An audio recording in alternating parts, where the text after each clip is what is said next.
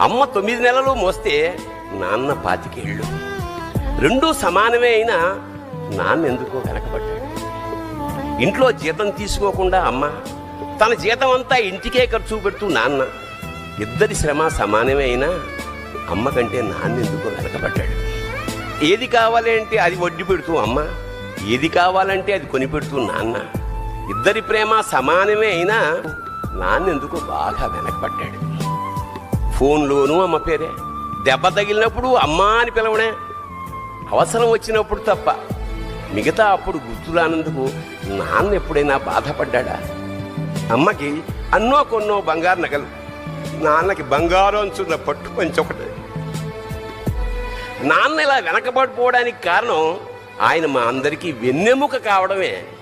వెన్నెముక వెనక ఉండబట్టే కదా దన్నుగా నిలబడగలుగుతున్నాం. ఇదేనేమో నాన్న వెనకబడిపోవడానికి కారణం.